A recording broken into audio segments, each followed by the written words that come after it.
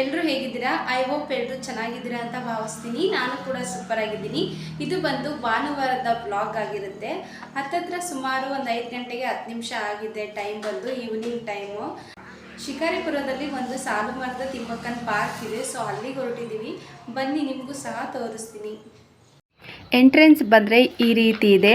ಸಾಲು ಮರದ ತಿಮ್ಮಕ್ಕ ಪಟ್ಟಂತ ಶ್ರಮ ಮತ್ತು ಅವರ ಸೇವೆಯನ್ನು ಗುರುತಿಸಿ ಈ ಒಂದು ಪಾರ್ಕಿಗೆ ಸಾಲು ಮರದ ತಿಮ್ಮಕ್ಕ ವೃಕ್ಷ ಉದ್ಯಾನವನ ಅಂತ ಹೆಸರನ್ನು ಇಟ್ಟಿದ್ದಾರೆ.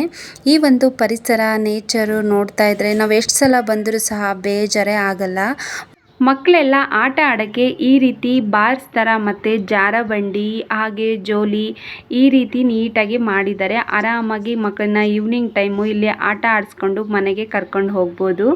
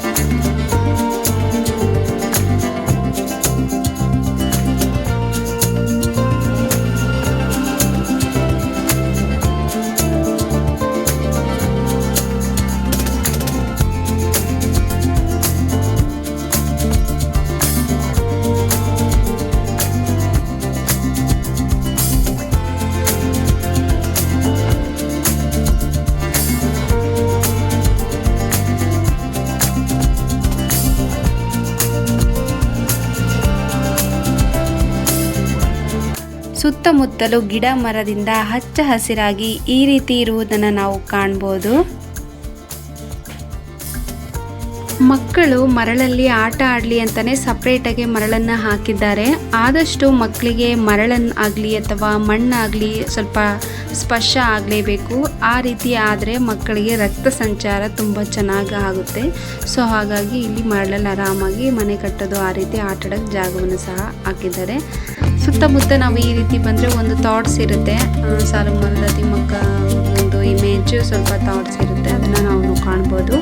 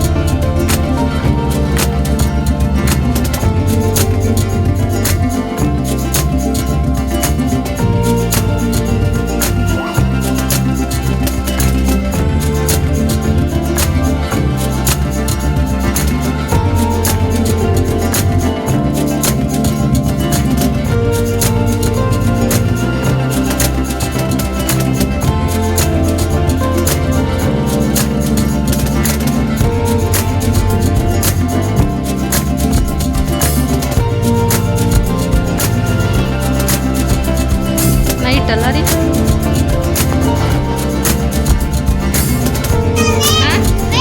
ಎಲ್ಲಿ? ಹೌದಲ್ಲ, ಇದು ಮಂಟಪ ಮಗ, ಮಂಟಪ. ಜಿಜ್ಜಿದಲ್ಲ, ಸುಮ್ಮನೆ ಪಾರ್ಕಲ್ಲಿ ಕುತ್ಕೊಳೋಕ್ಕೆ ಮಂಟಪ ಮಾಡಿದ್ದಾರೆ. ಚೆನ್ನಾಗಿದೆಯಾ? ಟೇಬಲ್ ಎಲ್ಲ ಇಡಲ್ಲ ಇಲ್ಲಿ. ಊಟ ಮಾಡೋಕ್ಕೆ ಡೈನಿಂಗ್ ಟೇಬಲ್ ಥರ ಅಲ್ಲ ಇದು, ಸುಮ್ಮನೆ ಕುತ್ಕೊಂಡು ಊಟನೂ ಮಾಡ್ಬೋದು. ಅಲ್ಲಿ ಸೈಡೆಲ್ಲ ಇದೆಯಲ್ಲ ಕುತ್ಕೊಂಡು ಅಲ್ಲಿ ಊಟನೂ ಮಾಡ್ಬೋದು.